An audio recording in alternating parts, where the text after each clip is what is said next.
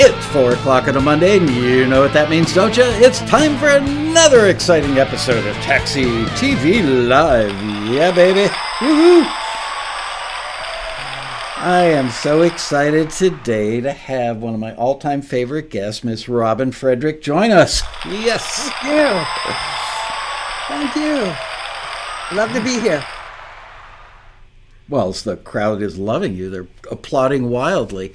I need that crowd all the time. There you go. Anyway, Robin did her usual amazing job at this year's Road Rally. She did a panel called Turn Your Authentic Story into Hit Songs. And afterwards, we were going to give away a half-hour consult with Robin and a book or two or something. And all of a sudden, like at the end of the thing, I went, oh, crap, we didn't really figure out a good way to execute this. As much planning as goes into the rally and, detail-oriented as I am. Never mind, I won't tell you what my wife calls me. But we had everything arranged except that. So when I mentioned that to Robin, because we talked about maybe giving away the consult on Taxi TV, she goes, I had a lot more stuff prepared for that presentation that I didn't really get to use that day. So here we are for Turn Your Authentic Story into Hit Songs Part 2. So I'm just going to turn it over to Robin, and maybe every now and then I'll ask a question or something. But Robin knows her way around a camera and a microphone. So Robin, lay it on us and give us that road rally experience through a webcam. Okay. It's good to be here. It's good to have everybody else here. I love it. I was talking about, this was actually Michael's idea, He had been talking to someone. You were talking to a taxi member, I think, and she said, I feel perfectly comfortable writing my authentic story. Right. I don't need Songcraft. And as if I just naturally me, it'll come across and I'll have my authentic story in a song. And so that was what gave us the whole idea to do this thing. And so we ran a listing with Taxi, asking people to send in their songs of personal experience. And I went through about 115 songs.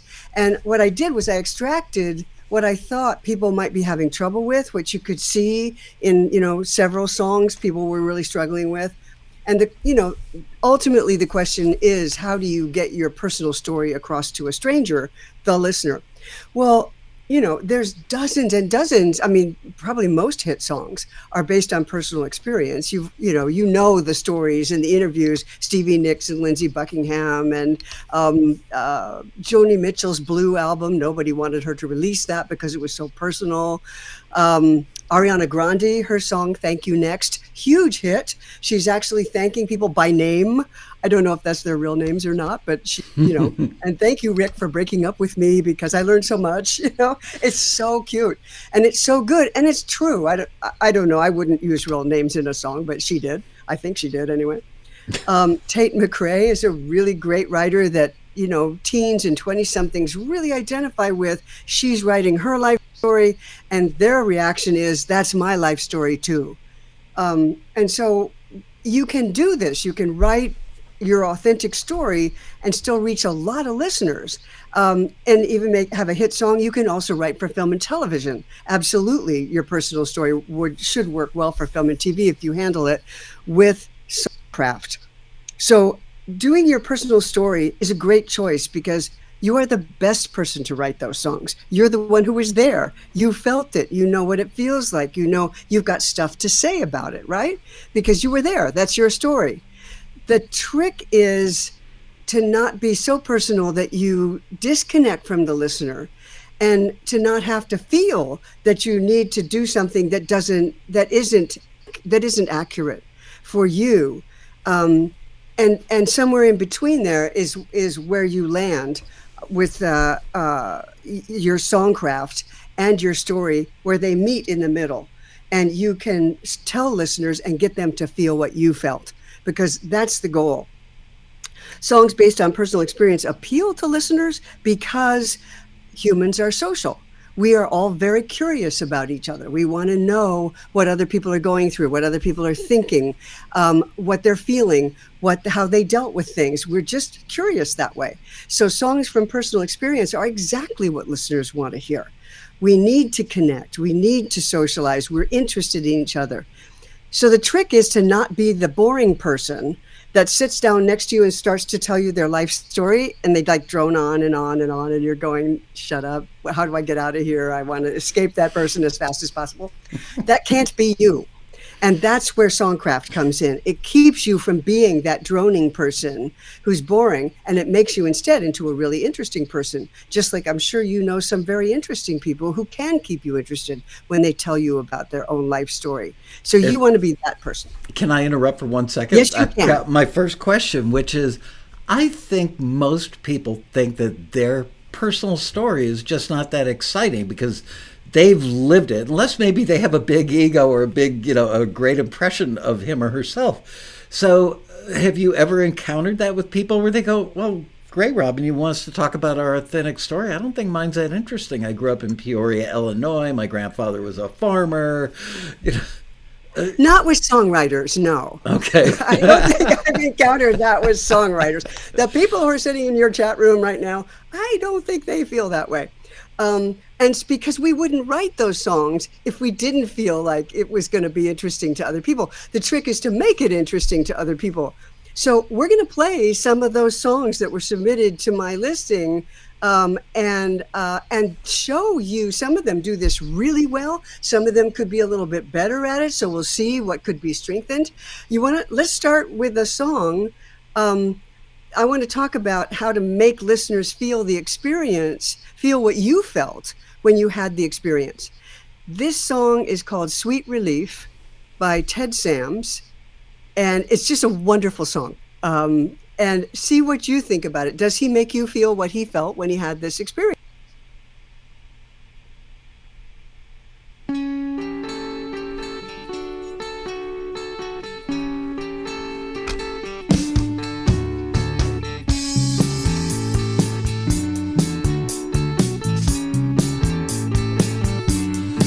Well, I feel like I won the lottery, and like I beat the blackjack table for $753.32. Like I can't possibly sink in wet cement, and I finally forgotten everything you once meant. I finally forgotten everything you once meant. I finally forgotten everything you once meant to me. And I find it's a sweet relief. I find it's a sweet relief. I find it's a sweet relief. I find it's a sweet relief that you're gone. Good. Okay. Okay, so we'll just listen to a verse and chorus today. Okay. We're done. Oh, it's still playing in my headphones. Oh, that is weird. Okay, well. There it is. Now it's I gone. brought the fader down. Interesting. Okay, must That be the didn't way I work. have things. Man, But that's now, so crazy. now you're okay. It's gone now. Gone Okay. now. Yeah. All right. So folks, you get the idea. He starts right away. I feel like I won the lottery, So that makes you go, oh, what is that? How, what made you feel like you won the lottery? I love this. And like I beat the blackjack table for $753.32. So, that's exactly how I feel. I feel that amount. Like I can't possibly sink in wet cement. I love that line. Every one of those lines tells you how he felt, how he feels. And then he tells you why. He says, because I've finally forgotten everything you once meant to me. And it's a great compact storyline that tells you what you need to know and then tells you how he felt about it so you can feel it too. You may not have felt that way, but even if you never felt that way, you understand how he feels. And it's really interesting. There's nothing boring or droning about this guy. He gets you to listen because he uses all this vivid language. I won the lottery. I beat the blackjack table. For this amount of money, I couldn't possibly sink in wet cement. I don't know, where does that come from even? How do you even think of that? It's just a great line. And he goes on like that. I mean, I feel like I could walk blindfolded into traffic and not get hit That's the beginning of the next verse. He keeps on doing these wonderful, vivid, imaginative lines that make you want to listen. And then he has this great hook that you can't get out of your mind. I find it sweet relief now that you're gone. I love it. So this is a great example of using comparisons. It feels like, and then you can tell the listener what it feels like, and you can compare it to something. So this is Songcraft, and you can tell your authentic story using just this one thing, comparisons. If you put more comparisons into your song, this is like that. You know, falling in love is like falling off the edge of the cliff, but finding your feet on solid ground and you're rising up in some hot air balloon. Have a whole list, keep a list of this is like that things, so that when you want one, it'll be there. Love is like this. Sweet relief is like that. Regret is like this. And just keep lists of things. And when you come across them or you think of them, just add them to your list. This is using Songcraft to tell your authentic story. So when you finish with that one, you have a whole bunch of images in your head because he just put them in your head. And as the song goes along, you're mentally engaged in that because your mind is picturing those things. Using images is really one of the best ways to use Songcraft to get across to the listener. I want to play another song now that uses imagery, which he's been using. This is a very different type of song, and they're using imagery very differently.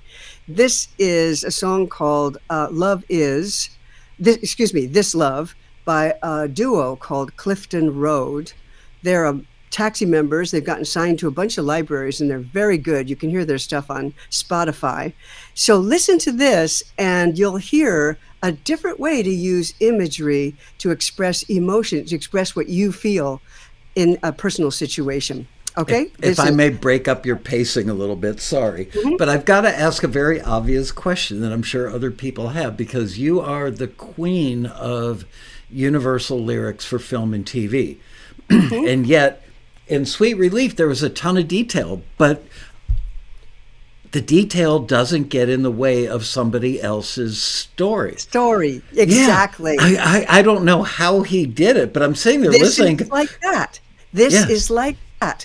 This feels like that. You can put a lot of metaphorical stuff in there. It feels like I won the lottery. He doesn't literally mean I'm winning the lottery. Right. That storyline is not winning the lottery. It's I feel like I won the lottery. I feel like I played the blackjack table.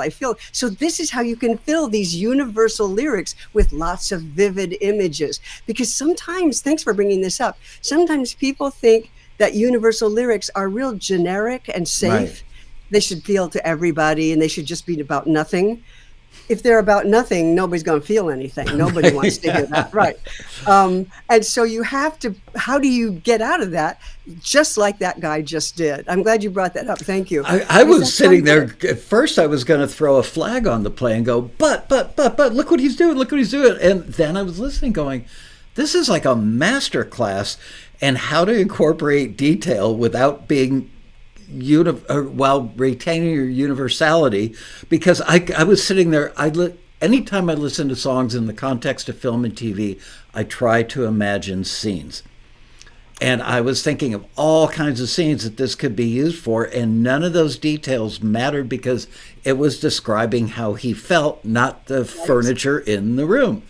Right, you Beautiful. got it. Exactly. Thank you for bringing it up. I did the same thing. When I first heard that song for the panel, for my lecture, I looked at it, I went, well, it's too bad it's not universal, but I like to play it for him anyway, and then I realized it is a universal lyric. It would work in any scene with the feeling is sweet relief. I think I may have to call him after this episode. I'd really like Yeah, he's really good. Ted Sams. You can hear that song on Spotify, folks, if you want to hear the whole thing. It's really good. All right, so the next one, because I cut Robin off there and took us down a little rabbit hole, this one's once again called This Love, and it's by Clifton Road. R-O-A-D, Clifton Road.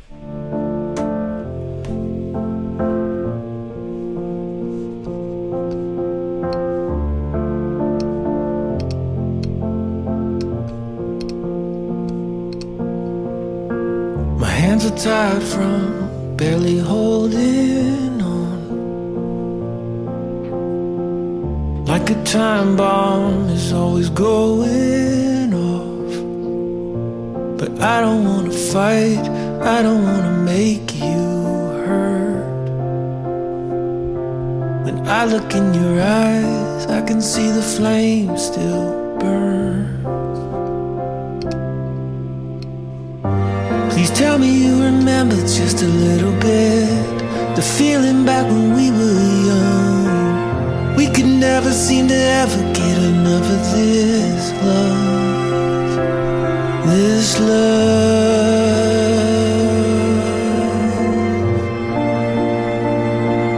This love.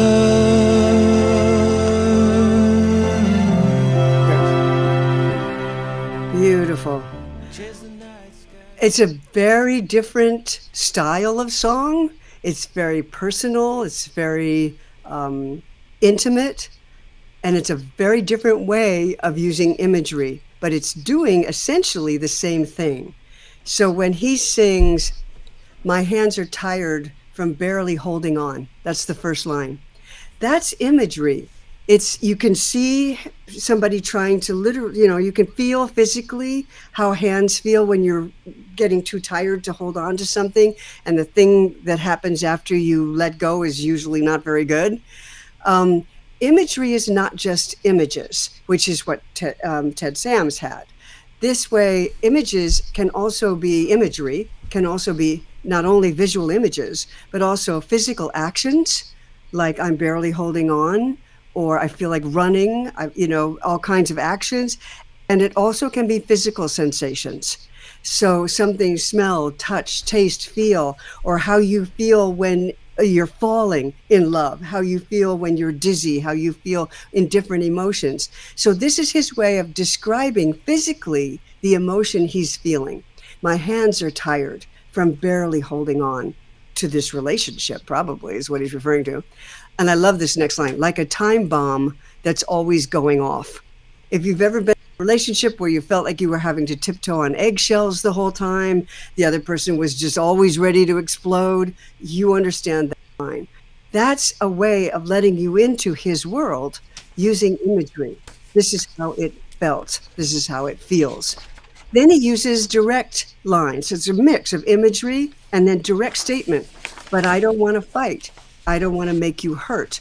When I look in your eyes, I can see the flame still burns. There's another image.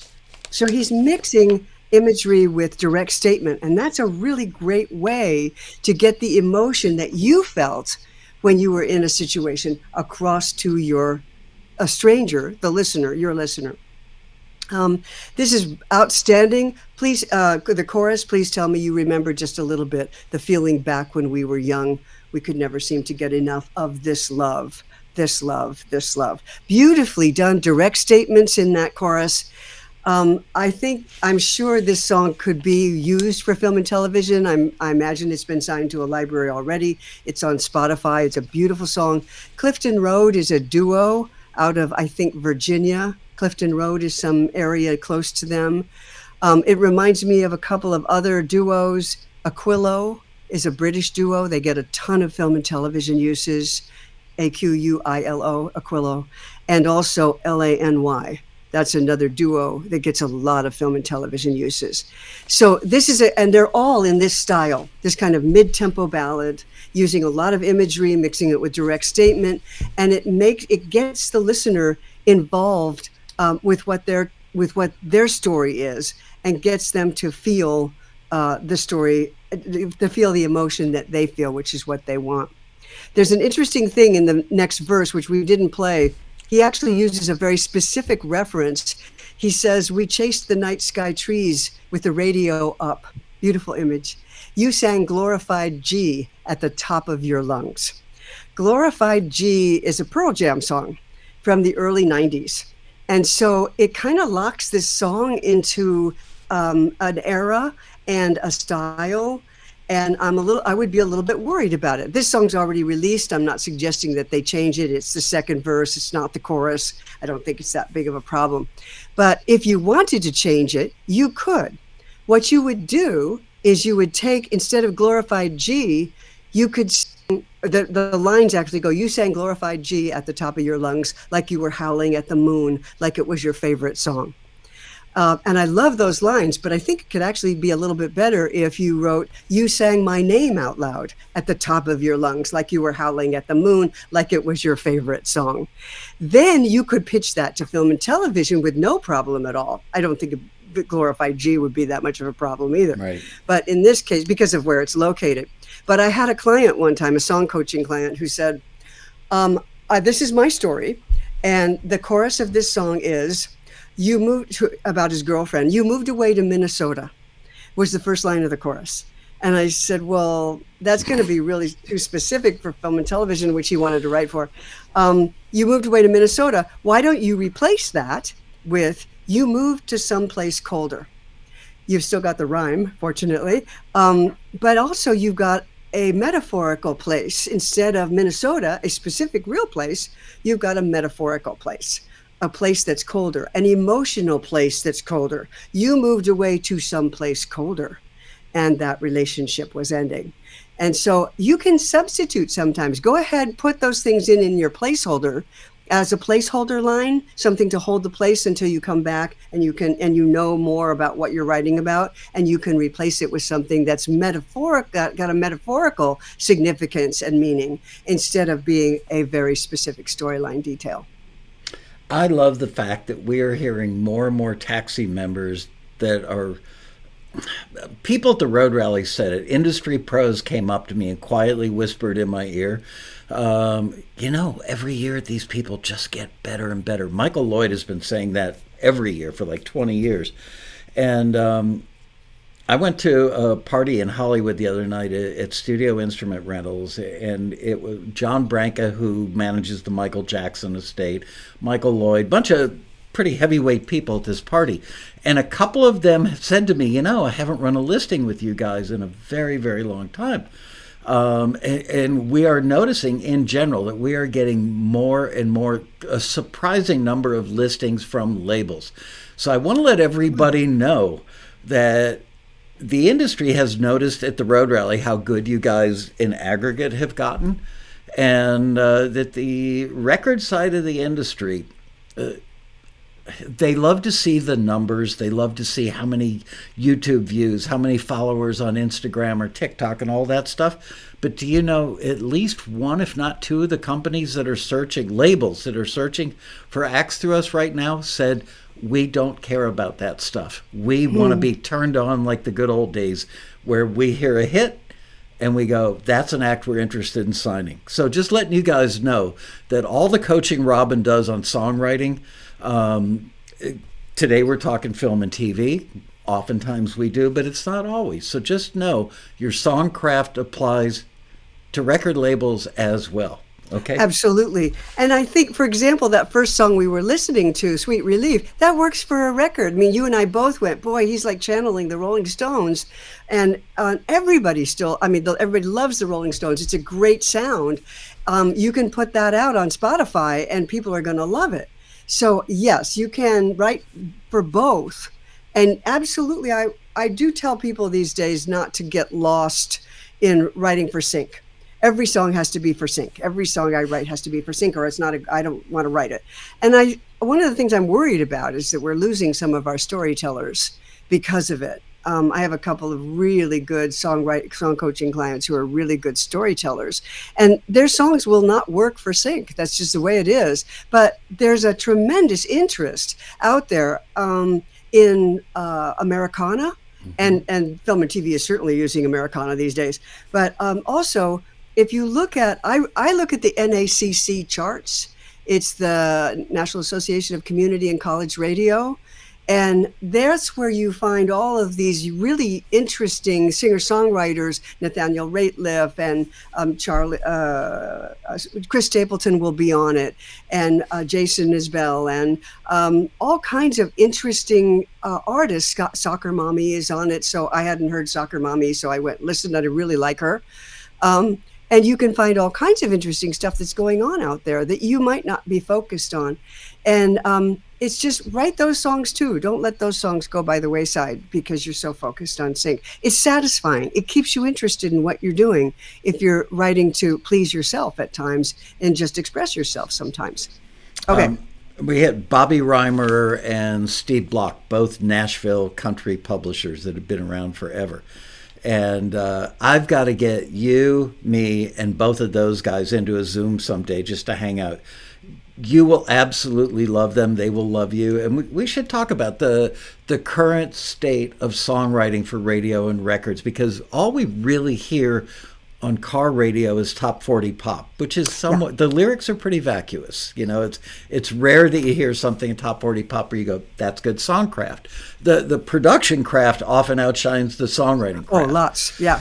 But I think there's a movement to coming back to songs written by real writers, not by five people that, you know, I've got the hi-hat. Okay, you do the oohs, and you get a production and a writing credit. So I'm encouraged by all this. Anyway, sorry to take you down that rabbit hole, I think that's a really good point, and I'm glad you made it, because I do think people like both. I don't think it's a competition. People love to move, they love the dance, they love the production. You know, people love it, but they also love to sit down and listen to some great songs that a lot of times film and television are delivering to us that I wouldn't have heard otherwise. That's a great place to find those songs. People do, in fact, go to some of these shows just to hear the music. And they use music that way. They use songs that way to Keep bring in your phone on your lap with Shazam ready to tap, and you will learn so much about great music that's out there. Absolutely. All right. So we are now going to listen to Falling Out by Justin St. Dennis. Okay. So now for this song, the next tip I want to give you about writing for personal songs for listeners and making sure you keep them interested is to let the listener inside. Don't leave them on the outside looking in. Okay, so now play this song and see if you think if you think he's doing that, or he's letting the listener in, or he's keeping the listener out. All right. This is Falling Out by Justin St. Dennis.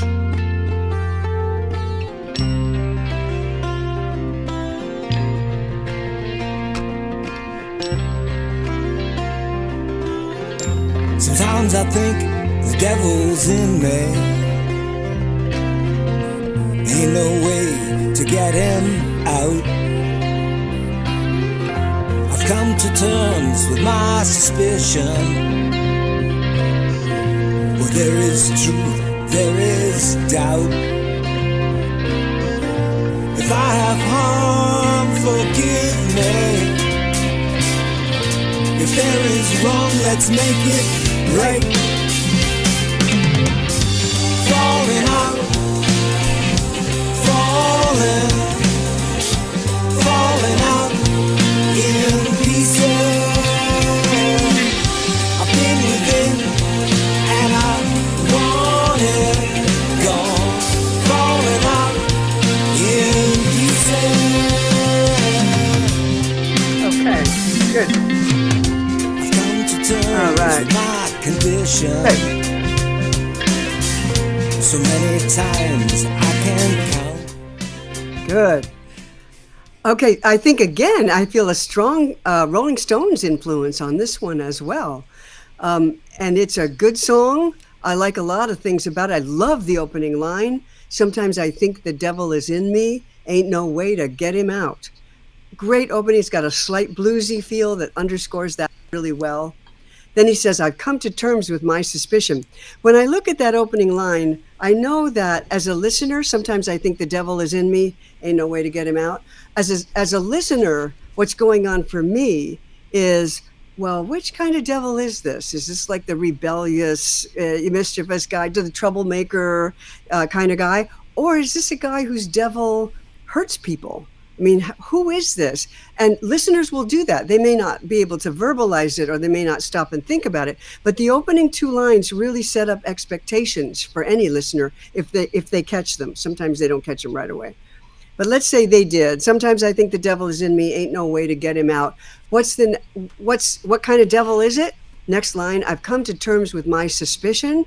Okay, what is it? Because we're still waiting for that answer. And then he uses a line that's kind of abstract. Where there is truth, there is doubt. It's a really good line. It's probably an inspired line, but it doesn't answer the listener's question, which seems like it should come right there. What kind of devil?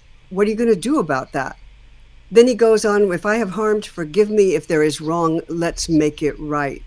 So I think that line, instead of where there is truth, there is doubt, that might be another song, because that's a really deep thought. And it's not being addressed, I don't think, in this song. And so I would try a line like a direct statement. I need to turn my life around, because that's how you get to the next two lines. I've come to terms with my suspicion. I need to turn my life around. If I have harmed, forgive me. If there is wrong, let's make it right. It's the line that goes in between those three lines. And so if we don't do that, if instead we go to an abstract line, even if it's a cool one like this one, where there is truth, there is doubt, when you do that, you push the listener away, right? You pull them in with these great lines and then you push them away. And so you want to watch out for those great lines that might belong in a different song. You might use them to start a whole new song. I have the same concerns, I think, about the chorus. Falling out in pieces. I've been within and I wanted gone. I get that one because the devil is inside and he doesn't like it. Falling out in pieces. I can't figure out what that means. I can't get an image of it in my head. I can't get my head around it. And so as a listener, I'm being pushed back out again, and it's the chorus. So I'm just saying this is how I think listeners feel. You guys can put in the chat room whether you agree with that or not. Maybe you have a feeling you know what falling out means. But as a listener, I can't continue into the chorus with him. So when you do that, you undo the good you've already done with the great lines that you have so far. And this chorus isn't really defined. And so it's kind of hanging out there, not doing what a chorus should do, which is give the listener the real emotional jolt that I think that this song could have. Does that make sense to you, Michael? Yeah, I'm rereading the lyric. I was dealing with a technical issue, so I'm catching up with you, but it does. And I felt that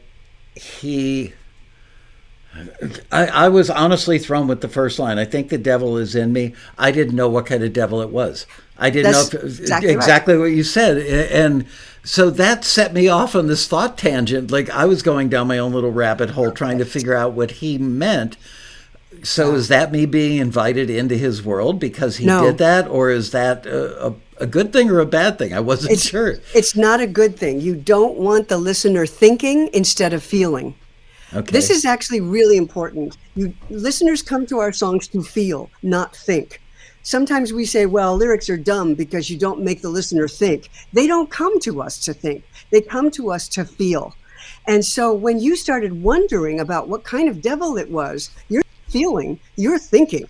And the singer doesn't want you doing that. Sometimes I think the devil is in me, ain't no way to get him out. I've come to terms with my suspicion. I'm going to turn my life around. Then when he says, I have harmed, forgive me, we know what kind of devil it is. It took me that long. You're exactly right. Because the first thing I thought was devilish. Mm-hmm. Mischievous, troublemaker. Yeah, exactly. Yeah.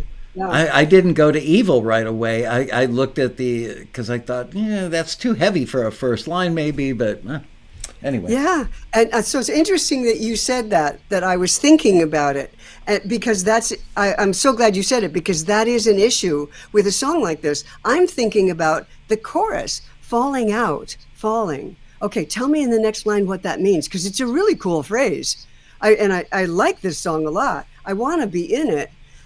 If you said falling out, falling, and then in the next line you told me what that means, and I don't have an answer for that. I can't fill that in because I don't know what he's writing about. I've been within and I wanted gone, falling out in pieces. Again, it's not really answered. He goes on in the second verse. He has two beautiful lines. He says, you can go to the edge and step right over. You can turn around and take my hand. That's the end of the second verse. But he's talking to someone else. You Right. can turn around and take my hand. I'd like to hear you go, I can go to the edge and step right over, or I can turn around and take your hand. I'd rather hear him say that. In other words, forgive me. I want your hand. I want to be connected to you. That would be the person who wants to let go of the devil inside. But again, you're right. We don't know what kind of devil it is. We don't know what he's done, but he says he's done harm, or he says, if I've done harm, forgive me. So this is a situation where you're not letting the listener in. Yeah, and exactly, because his verses, I believe, I am no Robin Frederick. Let me be perfectly clear about that. But I've learned a lot from Robin over many years, and the verses are better crafted than the chorus. The chorus needs to be stronger because he does it. There's no payoff. He does a pretty good job of setting us up, even though I was overthinking it maybe. But then falling out in pieces. I like that line, falling out in pieces. It creates a visual. Yeah. But I've been within and I wanted gone. Falling out in pieces. It's like, I think what he's saying, if I have to think about what he's saying, we're back to that not feeling thing. Right. And But nobody will do it's that. basically saying, I realize that I'm this terrible person and I want to exercise that bad part of me. Oh, there's a thought. I didn't even get there. That's what I'm getting Yeah. from it. Okay. Okay. Fill in the chat room, folks, and tell people what you got from it. So the thing is, I really want to like this song. I like these verses, but I can't emotionally connect to the song because he keeps pushing me out.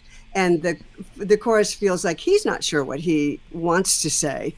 And so this is what happens sometimes when we lose focus. This is an important part of writing from your own life. Mm-hmm. We don't really have perspective on our own lives. We're in our own lives and we're trying to write about them, which he's trying to do. He has something, he has something he wants to say. It's very clear. This is a very emotionally connected song for him. When we lose that perspective, when we come and lose that perspective and we're in it, we stop short of revealing ourselves. And we don't include the lines that listeners need in order to stay with the song.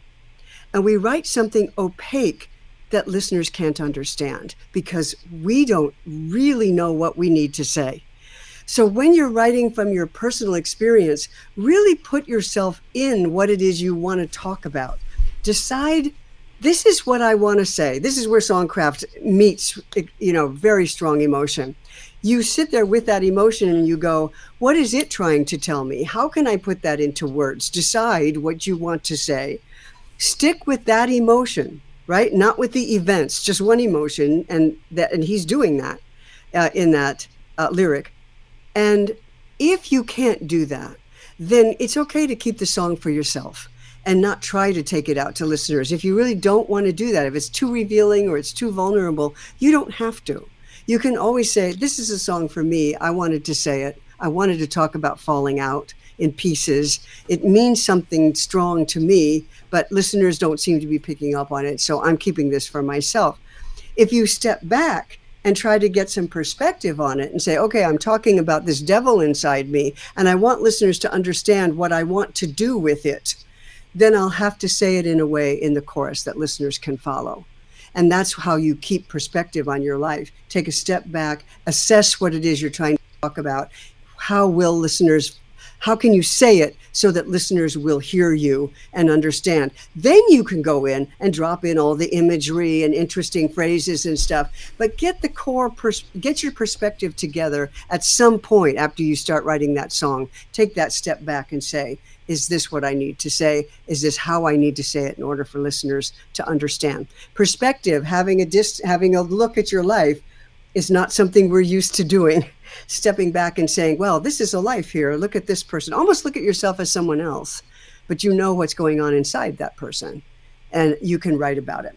So that's important. Get some perspective on your life when you're writing these songs. People in the chat room are talking about Hotel California and a John Lennon song. I want to point something out and or ask you a question about this, because at some point lyrics started mattering more. You know, Hotel Yes. California, even Don Henley has said he's not really sure what the hell that song's about. Country was probably the first genre where lyrics matter and story mattered and continuity mattered, inviting the listener in mattered. Where, you know, to think of any of the bands from the 60s, 70s, even into the 80s, lyrics could be disjointed. It didn't matter if it kind of rhythmically went with the song or an idea was a cool idea. You didn't need to be a great crafter of lyrics. And that started with people like, oh gosh, who wrote Wichita Lineman? Jimmy Webb. Yeah, guys like Jimmy Webb started coming on the scene. Oh, yeah. And craft just exploded. And other people went, wow, we can't write a song about it's a funky elephant anymore. You know, it's like, so we crossed a threshold at some point in time. So for those of you who are making those comparisons, you can still find songs like that today where the lyrics are meaningless. Let me say something. Let me jump in here. This particular style that you're looking at, it's a style of lyric writing, and we do have it. Coldplay does it. They did it on Hymn for the Weekend. They did it on Violet Hill.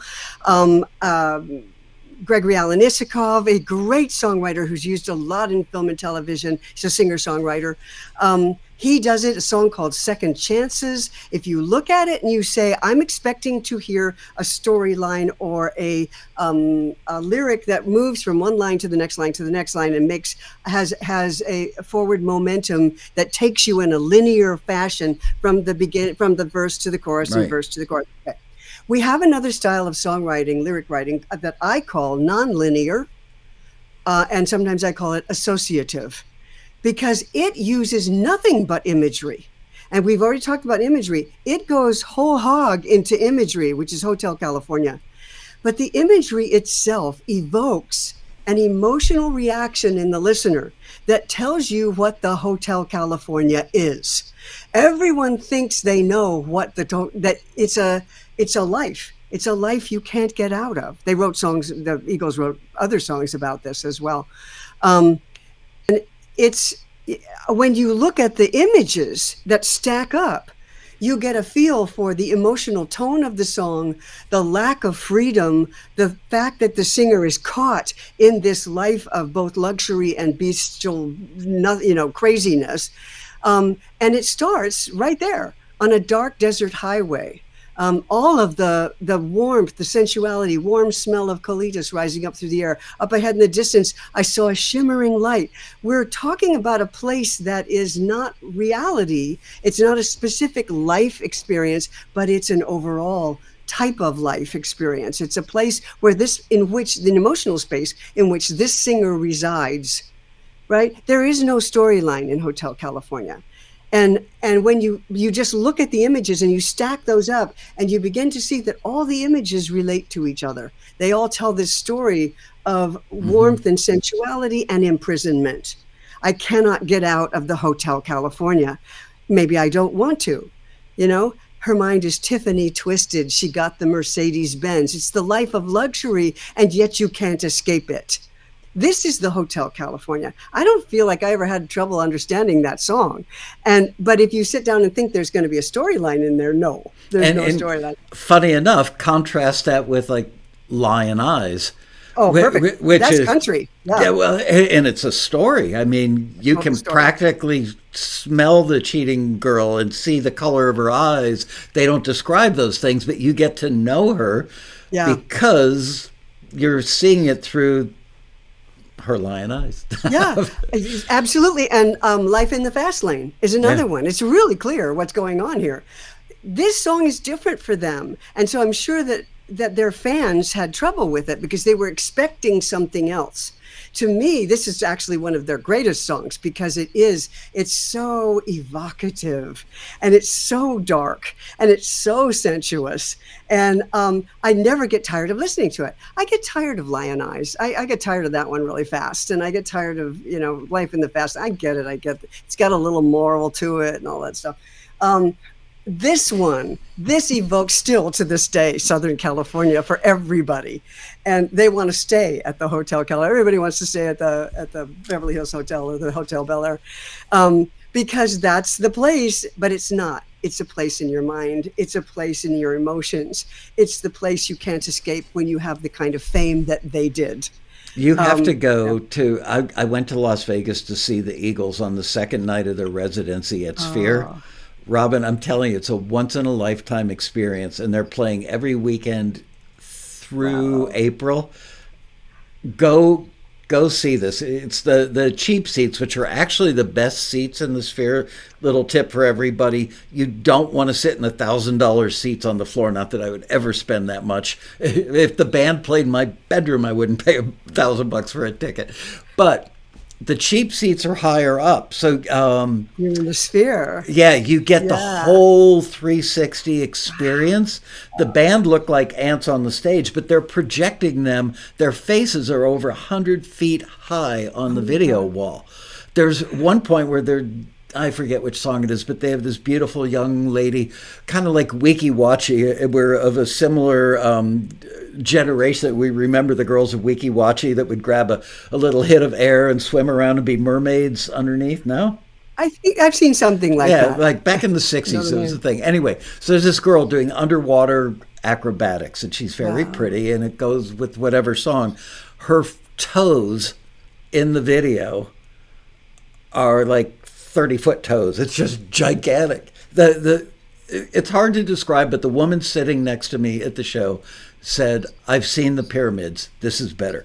Ooh. That sums it up. I think I paid $325 for my cheap seat ticket, but it was once in a lifetime. The Sphere is the experience. Yeah. Having the Eagles on the stage is fine. Okay, whatever. Yeah. I've seen the Eagles 5 or 6 times back in the day. You know, I worked at Criteria when they were doing that stuff. So I didn't go for the band. I went for the Sphere experience, and I'm telling you, there's nothing even close, and everybody should go. All right. Oh, that sounds great. Okay, so let's do another tip here. Yes. And so that's to take care. I think we took care of associative and nonlinear lyrics, and so the next one kind of fits along with that.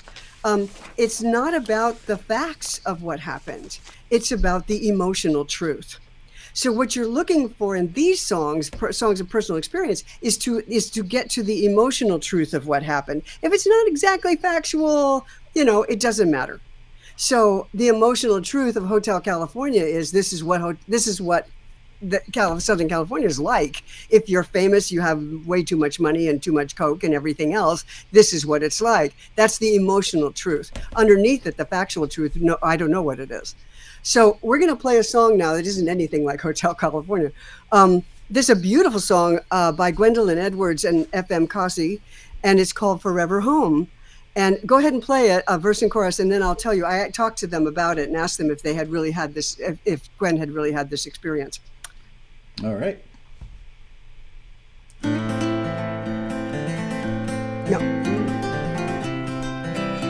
Wait a minute, that is it. I saw a house with a for sale sign, a wraparound porch and a big old tree.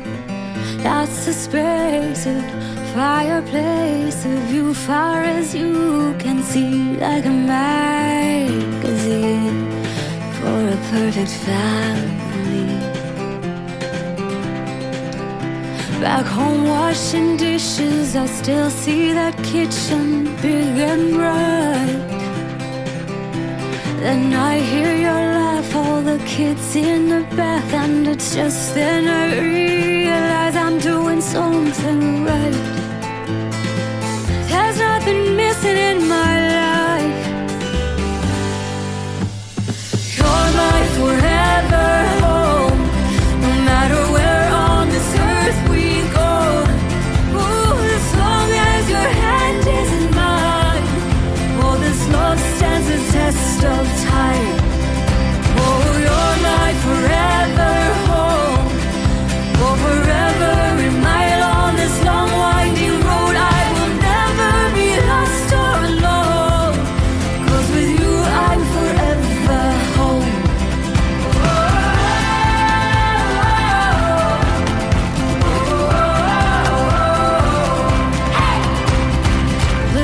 sits beside Good. the door, Great. garden growing something sweet. All right.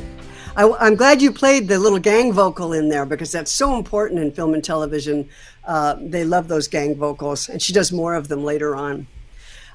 So this is called Forever Home, and it's a co-write. So you can write songs of personal experience with a co-writer. You can definitely do that. Okay. Gwendolyn, I talked to her and I said, did you actually have this experience? And she said, well, my husband and I were looking at new houses. They were thinking of moving. And so they went out and they were looking at new houses. And she said, as we looked at them, I realized they all looked really sterile and uncomfortable. I couldn't really picture myself in any of them.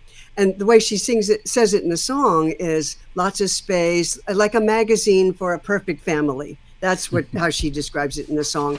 And she, goes home and she still sees that kitchen big and bright. You can just picture this kind of, ultra modern home, and it's brand new and all that. And then she says, I was watching TV. Now she has a family.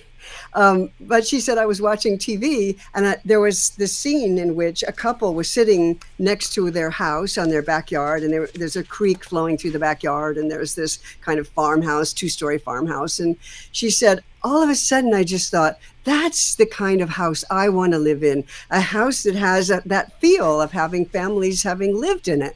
So the experience was one of emotion rather than, yes, I live in this kind of big, 2-story farmhouse, but that's what I want. That's what I think would be a wonderful place to live, with all the reality of the kids and the bath and the muddy boots and all that stuff. Even if she doesn't exactly have that life, she knows emotionally that's what she wants. So then she gets to the chorus, you're my forever home. No matter where on this earth we go, as long as your hand is in mine, this love stands the test of time. It's all about, home is about being with the people you love and being in the place that you want to be, and not having to think about, some big mortgage payment or something on a brand new house that looks like something from a magazine. So I thought that this was a great way to get that across. I think this song is really perfect for film and television.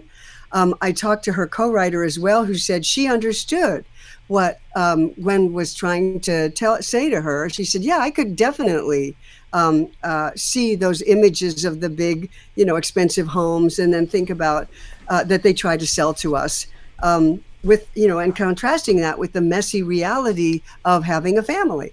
And so together they could write this, even though it was more Gwen's experience than it was FM's.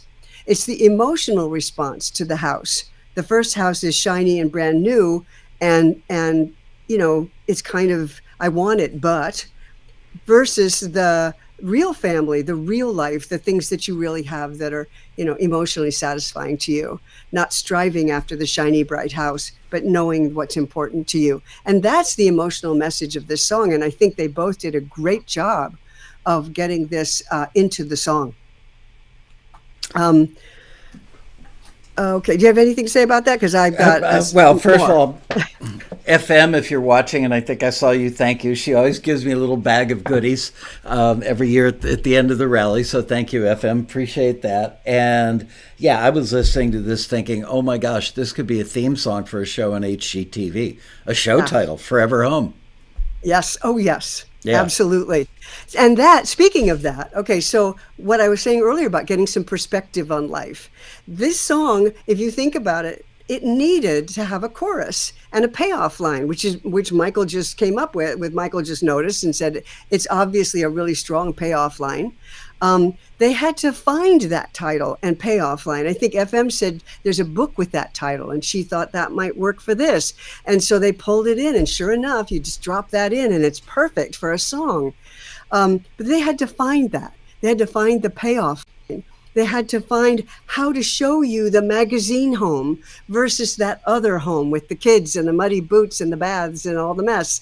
They had to do that because life doesn't give you a payoff line. It doesn't give you a chorus. It doesn't give you a development path, right? You have to do that. That's the craft of songwriting. Life will give you the experience, or it'll introduce you to the experience. But the rest of it is really songcraft. The rest of it is up to you. Finding the payoff line, finding what the chorus needs to say, finding out how you'll develop that. Where do I start that song? Where does it go in the second verse? Where does the bridge go? All of that is your craft as a songwriter. You take what life gives you and then you shape it. One thing I said at the road rally, a lot of people came up to me afterwards and said they really liked it. I said, life is messy, art is not. Life is a mess. You never know where you are in life. Yeah, life is throwing a million things at you at one time. And somewhere in there, there's probably something you could turn into a song tomorrow, right? You have to find that thing and turn it and shape it and turn it into that song with development, with a payoff line, the last line of the chorus, the line you want people to remember, right? You need to do those things so that it works like a song and it organizes life. It gives people songwriting. Life is messy, but art is helping us understand and make sense of life. That's why art can't be as messy as life. Even messy looking art has got to have structure in it if it's going to speak to people about what life is about. Life is messy, art is not. So you look for the art in your life and you extract it from life and you turn it into a song with Songcraft. And they did such a good job of that here. I really love it that they did that. I do as well. You ready for the next one? Yeah. Okay. The next tip is going to be, there can be many songs in a single experience. I sound like a fortune cookie. Sorry. There can be many songs in a single experience. Don't be in a rush to tell them all. Okay? Play us the next song. All right. The next song is Letting Go by Melody Schoenfeld. Yes. Who's a relatively new member. I met her in the chat room when I did the new member welcome videos. And I now do a Zoom every month with new members just to move them ahead more quickly. Right. And she showed up at the road rally, so I know who Melody is. Yeah, she did. Beautiful voice, great chord progression in the song. I love it. She's also a weightlifter. Oh my goodness. Yeah, she can, I mean, like serious competitive weightlifter.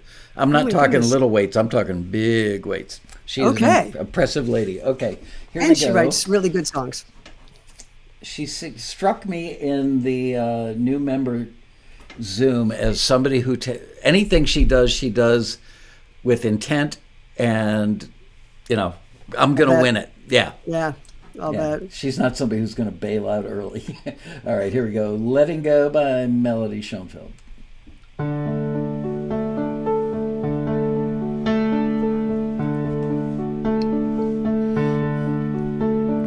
No one ever said love was easy.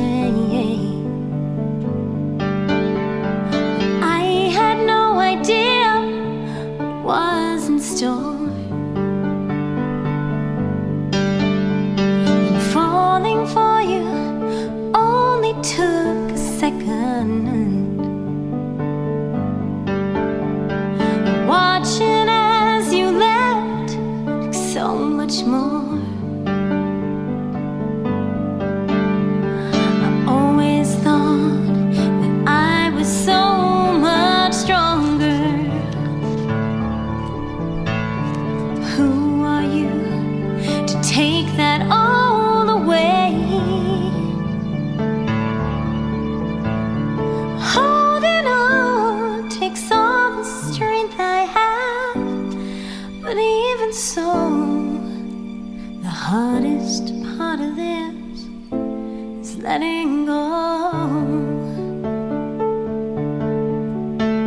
Good. Beautiful. Trying hard to Beautiful. Nicely done, Melody. I don't know if that's you singing or not. Whoever the singer is, she's very good. I love her, the purity of her voice. It's really nice for this song. And then that gorgeous chord change, holding on takes all the strength I have, but even so. And this beautiful chord change. And the hardest part of this is letting go. That's your payoff line. That's a very strong line. The hardest part of this is letting go. Holding on. In fact, that whole double line, holding on takes all the strength I have, but even so, the hard part of this is letting go. Beautifully done on that. So you've nailed your payoff line. Um, and I think the song itself it's really beautiful. It goes on along the same pattern pretty much, trying hard to get my mind around it. There's so much in my heart I want to say. That's the next verse. Something is so elusive, yet we found it. Still, it's best for me to walk away. That's how she gets to the next. Holding on takes all the strength I have. And so the song is really well built. I want to take a look at what's happening here. And you can keep this song just as it is if you want to. But I noticed there's just something happening, and it's happening in every one of the verses. And it's each line is a complete song. And so you're going through these 4 lines or so. I'll read the lines to you again and show you. But by going through each line, just one line, it's like you've got 4 or 5 songs in here, and we don't get the chance to go deeper into that song. That's what I think listeners are missing here. So your first line, no one ever said that love was easy. Well, you could go on to say what wasn't easy about it. What was it that was the issue here? No one ever said that love was easy. But I had no idea what was in store. Listeners, what was in store? What should you have seen? Why didn't you? Were you just naive? Were you too young? What happened? That's the second line. And listeners have got like 5 questions to go with that second line. That's a whole song. I had no idea when I met you what was in store. Next line, line 3, falling for you only took a second. Oh, now listeners are, what made you fall? Can you describe this person? What was so attractive? Listeners, inquiring minds want to know why it only took a second to fall in love. So we're staying on the surface and we're going by much too fast for the listener. And then the last line, watching as you left, took so much more. And the listener's response to that would be, what? It's already over? Yeah. I mean, you went through the entire the entire relationship in 4 lines, and you could have 4 songs there. I think that's called a quickie, Robin. Oh no, I think it's called. I'm sorry. I think it's called TMITF. Too much information, too fast. Okay, that's what I call it. You can call it whatever you want. I was being sarcastic. I know you were. So telling us everything isn't really telling us anything, because we can't go deeper into it and find out what it really is saying.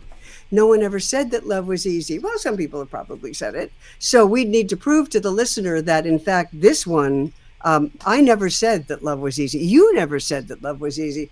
Might be a better way to go there. But in other words, I think you have a beautiful song, but it's staying on the surface all the way through the song, because we never get to go deeper into any of the lines, and they're all good.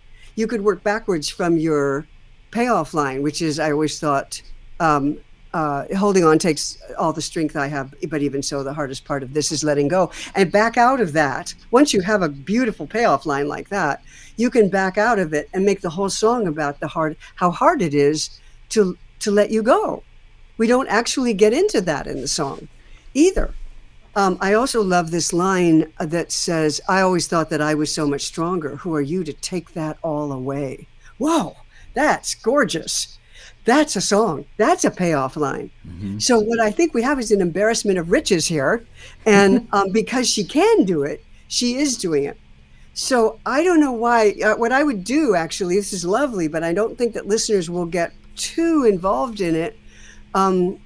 Because the lyrics aren't letting us get any deeper. The bridge is interesting because the bridge has a lot of cliches in it. Guess in the end I tempted fate, $1 short, a day too late. I wanted so much to believe in the myth that was you and me. I bit off more than I could chew. That's a lot of cliches. And when I see cliches in a lyric, that always tells me that the songwriter isn't going as deep into the emotions that they are feeling themselves and writing about that emotion one at a time, one step at a time. Pull them all apart and write a song about each one of those lines. And when you get to the bridge, you'll know what to say. You won't be relying on cliches, which is actually the same as writing somebody else's song. Everybody else kind of owns all those cliches already. You know, they're not fresh for you. You'll know what to say when you get to the bridge. If you go deeper, into each of those lines. Go back to it, experience it, then you'll know how to develop it.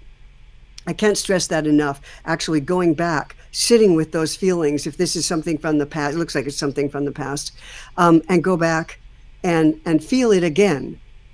You know, what did my body feel like? What did I do about it? What did I say? How did I handle it? And then when you're deeper, you'll find that you can find more things to say about it. This is that idea of getting into the feeling, and then beginning to write about it as you're feeling it. This is that same thing. Life just doesn't give you life doesn't say, oh, each one of these lines is a song. You have to take that step back and go, I could say more about that. I could really say more about that.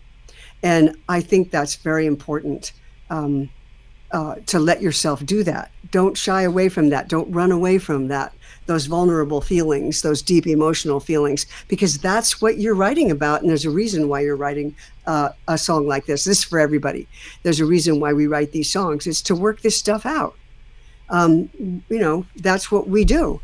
So when you see a song like John Mayer's, I love Slow Dancing in a Burning Room. It's such a great, intimate song. And he says it's about the end of a relationship. And it's very personal. When you look at a song like that, you get a master class in writing these kinds of songs. He puts himself in that moment when he had to say, this is it. This is the last time we break up. We don't get together again after this one. It's not a silly little moment. It's not the storm before the calm. This is the deep and dying breath of this love we've been working on. That's his opening verse. He's right there in it. And he takes us and puts it in it too. And he spends the rest of the song talking about that, a little bit about what's happened before and why this is the last time. That we just can't pull another false alarm on people. We're done this time. And he lives it. He relives it. No matter how painful it is, you have to go back and find out all the things, extract all the things you have to say about that. And as you go through life, you may go back to this same situation many times and see it from different angles, see it in different ways, and say different things about it as you learn more, as you go through life. We don't write just one song about this situation or that situation. We could write 20, 30 songs. You could write this about it your whole life. And some songwriters do.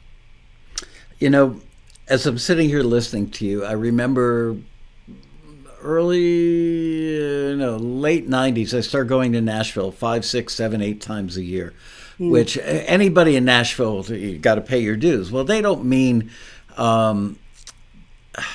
you pay your dues by being there and learning at the feet of the masters that live there. As Ralph Murphy once told me, at any moment in time in Nashville, there are 9,000 songwriters that have already had a top 20 hit, and they can't get another cut right now. So that's where the bar for competition is.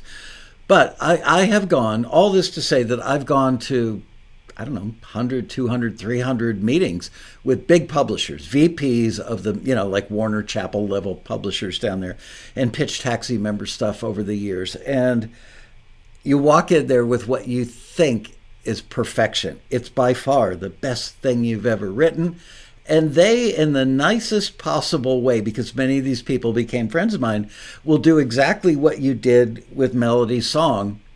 And so just letting you guys in the audience know that is what a true publisher does. Not film and TV, not that they're not true publishers, but on the record side of the industry, if you have a publisher that's like senior director level or vice president level at Sony ATV or at Warner Chappell or at Universal, those people that have been in that chair long enough can give you the kind of feedback that Robin gives in these classes and in these YouTubes at the Road Rally. And so it's incumbent on you as a writer to take this stuff seriously, because those are the people that will make the decisions about if your career is going to fly or not, whether they're going to pitch your song to an artist that they have an in with or not. So take this stuff really seriously. It is a different beast from film and TV, but it is Every syllable matters. Every word matters. That's the level of Right. the people you're competing with. Yeah, and it's not arbitrary. No. It's because listeners don't get involved in the song if you don't invite them in and let them in and keep them in. So when you look at Slow Dancing in a Burning Room, you see this masterclass in how to write a song that invites the listener in to a very volatile, vulnerable situation and keeps them involved. So for singer-songwriter, and this is true for film and television also, it's not that the bar isn't as high as it is for records, but it's any time that you are asking the listener to get involved in your song and stay involved, you have to know how to not drone, not become a boring drone. You have to know how to speak to the listener to get that listener to go, oh, I want to know more. Oh, you just told me more. Now I want to know more than that. Now tell me more. Now I'm really involved. And when you look at, what's interesting to me, speaking of Nashville, is when I look at the songs that the top established artists in Nashville choose to record, they are all emotionally connected to the listener, always. I see a lot of country writing where they use lots of examples and lots of clever twists and lots of clever imagery. And I see a lot of that, but it doesn't have the emotion in it that you need if you're going to pitch a song to Dierks Bentley or Tim McGraw or Thomas Rhett. They want songs that emotionally speak to their fans. Their fans are predominantly women. And the women want to feel emotionally connected to these guys. They want to feel like they speak to them, that they are, men who have real feelings. That's what they want in those songs. And so often I see songs that just leave that out, and you're not going to get those big cuts if you do that. All of this is about talking to the listener, getting them emotionally involved with you, and keeping them there. And when you look at the top songs, most of the time they are able to do that. Pink does it all the time. Pink is brilliant at it. I want to interject that my observation after 32, 33 years of running Taxi is that when people write emotionally and write about feelings, they almost inevitably make it ballad tempo, always down tempo, and they're trying to tell this story. It's slow because they think that the world is, I latch on to that. And a great song will do that. I think you guys need to take what Robin is telling you and learn how to also do it at mid-tempo and up-tempo. Mid-tempo ballads. Mid-tempo ballads now, when we do a ballad, we almost never do a really slow ballad. We usually do mid-tempo ballads. And even those mid-tempo ballads have got guitar fingerpicking driving the momentum, or piano arpeggiated chords driving that momentum, so that underneath a tempo that's, let's say, around 100 beats per minute, underneath that you've got a piano going or a guitar fingerpicking hitting all those, the 1E and a 2E and a 3E and a 4E and so that it actually sounds more energized. Right, than feels it would. faster. Yeah, if you're just playing the chords. So start listening for those kinds of, if you want to write ballads for contemporary, then start listening for songs for ballads, mid-tempo ballads, 100 BPM, 110, maybe slower than that, down at 90. You could even do 90, 94. Start listening to the arrangements and studying those arrangements, because that's what drives those songs. And for film and television, they definitely want that, because those songs add energy, even as the lyrics are giving you that emotional, floaty, dark side of things that we love writing about. I've noticed that now almost all mid-tempo ballads have those kinds of energizing, busy, I don't know that I'd call it busy, but energizing rhythms underneath them. One more quick comment from me, and then we got to play this last one because we also have to do the drawing later. But I see people talking about, why are there rules? Look, rules are meant to be broken. Not every single thing has to follow the rules, but there are commonalities. You increase your chance of success by doing things that are proven, techniques that are winners. There are people that break the rules, and you might think, well, I'm going with the rule breaking. You've decreased your chances of success by doing that. More power to you. Don't expect, when you're not writing with craft, or you're doing something that's totally outside the norm, Yeah. don't expect that that has the same chance as things that do. But Right, those of right. us in the industry respect the fact that people do step outside the circle or draw color outside the lines, because that's where new You stuff can happens. do that. Yeah. But if you, yeah, I mean, but I try to always give people the reason why we do this. The rules, quote unquote, are not arbitrary. If you can find another way to keep listeners interested, and I haven't happened to, and I haven't mentioned it, and there's many ways to do that, by all means, go do that. But the only rule is keep listeners interested, Yeah. right? If the listeners aren't interested, they won't listen to your song. If listeners aren't attracted to your song, the music business will not give you the time of day. Listeners run the music business. They run it. If I ever give you anything, any advice, that's it right there. And they will not buy what they do not like. It's emotional, and you can't make them like something if they don't. Jason Flom said this, and this guy has run every music company in the business, and he should know. If listeners don't love something, if they don't fall for it, if they don't feel it, they won't come back, and the music business will not pay attention. So if you want to do that, and you don't want to just write for the bedroom wall, then you need to start thinking about listeners. Yeah, and you can do it any way that works. But since a lot of songwriters have been working for a long time on how it works best, you might as well pay attention to that first and use that first. It just makes common sense. That's right. And then along comes Baby Shark. Oh, I'm fine with that. I mean, I'm fine, sure. Yeah, there are others, novelty songs, and there's right. all kinds of craziness. That's but what I'm there's saying. not a lot of it, and there's Right. not another one. That makes the point. Yeah. You know, you get one of those every 4 or 5 years, something that breaks all the rules, that just, you shake your head and go, how did they come up with this? Why do people like it? But they do. Lil All right. Nas, no. Last song is called Just Be by Jeff Berglund. And Okay, do you and need for to this one- set it up a little? If you can be authentic and honest, even when you're using Songcraft. Okay, that speaks to what we were just talking about. Okay, here we go. As soon as I find the pointer, there it is.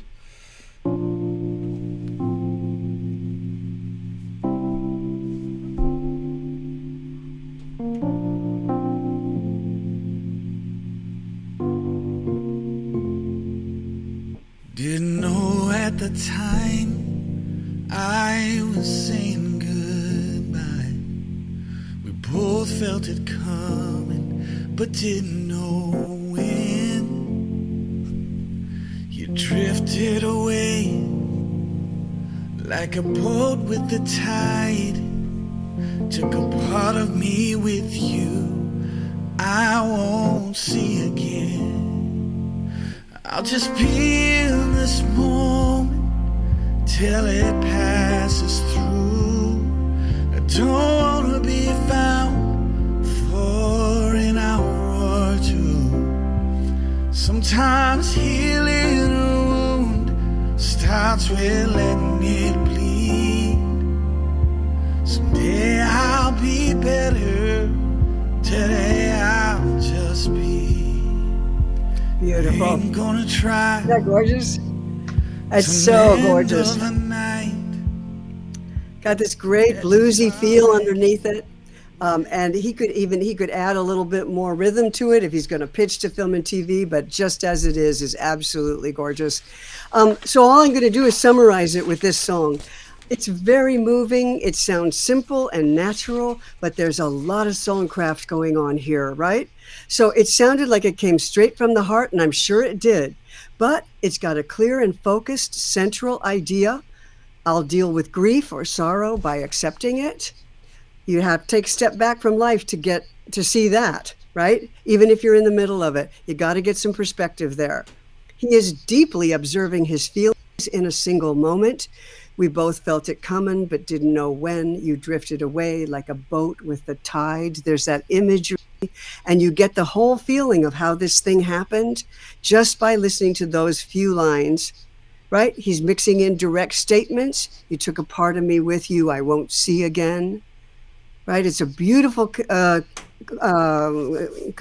putting together direct statements with imagery all the way through those couple of sections and the way through the rest of the song. He's not trying to tell the listener too many things. Instead, he's taking you down with him into that feeling, into his interior. It's very vulnerable. Saying a line like, sometimes healing a wound starts with letting it bleed. That's a really vulnerable thing to say. And it's beautiful. Someday I'll be better. Today I'll just be. Right? It sounds authentic, but it uses a lot of songcraft. You can do both, and you should if you want listeners to react to your song. And that means music supervisors too. They are listeners, and boy, do they listen. They're listening with their emotional ears on big, because that's how these songs get used, is to add emotion to scenes. And Yeah, common misconception that almost everybody has out there, because it's been drilled into our heads for multiple decades, is all I need to do is write a great song, write a hit. Music supervisor will hear it and stick it in their movie. Couldn't be further from the truth. They're looking for the thing that makes the scene more emotional or accentuates the action in a scene. Your music, Mason Cooper said it best at the Road Rally, and I think he has said this for the last 3 years, which is, you're not in the music business. When you're in the sync world, you're not in the music business. You're in the film or TV business. And your music is like set decorators or hair and makeup or lighting or all the other pieces of that jigsaw puzzle that make a great movie or TV show. Your song is not the star, so the music supervisors are not like A&R people looking for hits. They're looking for something that is that last perfect piece of the puzzle. Good. I asked a bunch of music supervisors from my book. I asked a bunch of them, what do you, when you hear a song and you know that you could use that song in film, in a scene, even if you don't have a use for it right now, how do you know that? And they all say the same thing, and I've heard it since then, recently. I look for authenticity.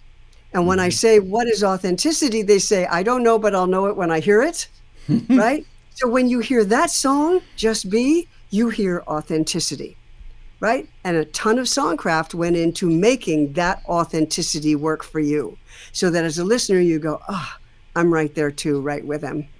You're exactly right about music supervisors. That's what they look for. Okay. I make the point all the time. People think that, if they just hear my song and fall in love with it, they're going to put it in their movie. Really? Are they going to call the writers back in and say, okay, you got 2 weeks to rewrite the scene? Are they going to call the actors back in who are now in the middle of other projects and reshoot it, rebuild the set, re-go to the location, rehire the lighting, rehire the grips, all that stuff because they love your song so much? No. They're looking for a song that's the last piece of the puzzle. If you can write a song that is so touches on an emotion, whether it's a romantic emotion or fear or a myriad of other emotions, you have a higher probability of somebody bumping into your song going, that would be the perfect complement to my scene. That's another Taxi TV right there. Yep. We should talk about that. We can talk endlessly. Yes, this is true. I always love being here. All right. Let's pick a winner, chicken dinner.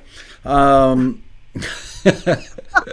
you really just say that? Okay. I did, because I used to work. You know what? 5 minutes ago, I was thinking about a band I produced many, many years ago called The Breakers. And the singer, who's recently passed away, used when he would finish a vocal, he was the writer singer, he would finish a vocal and he would look up at me and go, that's a winner, chicken dinner.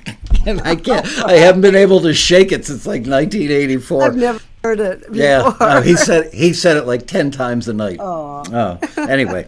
All right, so let's have Liz do it. Everybody who would love to do a half-hour consult, and this could, a lot of times we can't ship books outside of the U.S., but we can ship Robin to you via a Zoom connection. Zoom, yay for Zoom. Yes, so anybody from anywhere can enter this.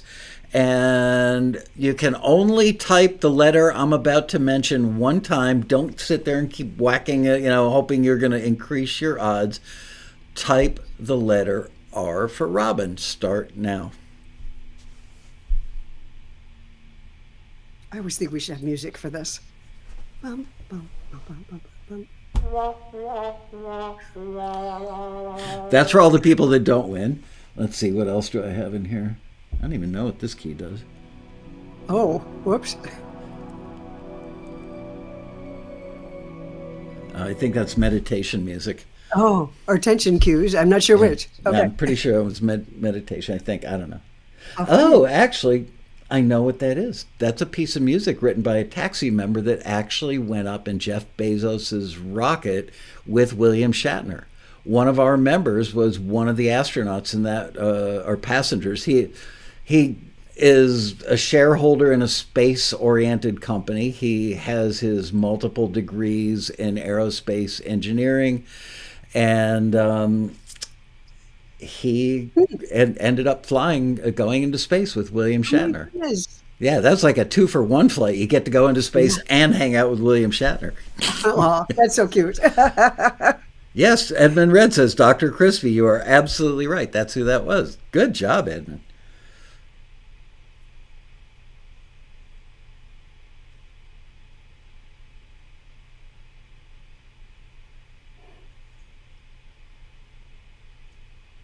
Are they still putting? I can't see the chat room. Are they still I'm putting waiting. ours on? She just asked, is everybody done? And I'm not seeing anybody.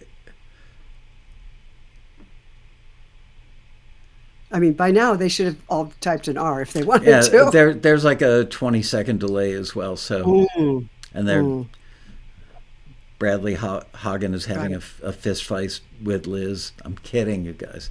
Okay, I think we're done. All right, Liz, you know the drill. Shut your eyes, run your finger up and down that right-hand column, and pick a winner. And I won't even say anything related to foul.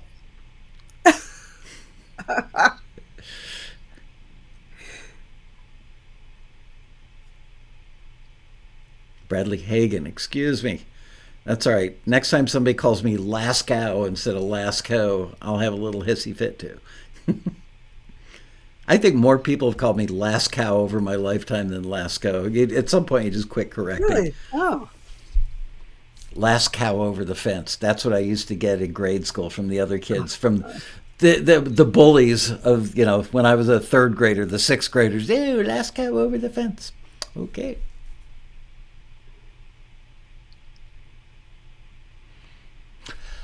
Barb Scheupert. Did I spell, is it Schupert or Scheupert? But Barb wins. Congratulations, Barb. Congratulations. That is a big win. You are going to love a half an hour with Robin. Right. You will learn so much.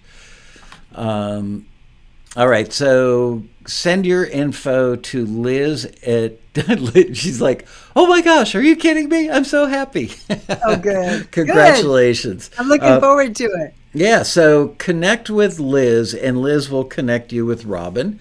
And I am not sure, do you guys think next Monday is 2 days before Christmas? I'm thinking that we should not do a taxi TV on that Monday. I think everybody's going to be scampering around, going to parties and last minute shopping, et cetera, et cetera. So the next taxi TV, my book is not right near me. Anyway, we'll let you know, okay? You will be notified via email, and I want to wish everybody a Merry Christmas. Happy Hanukkah, which this year I believe starts on the same day as Christmas. Robin, thank you for doing this. I appreciate it, and I'm glad we got to do part 2. Great songs today, by the way. Yes, really happy. I'm going to actually walk out of my office, go down the hall to the A&R room, and suggest a couple of these that should go in the top 10 for next month.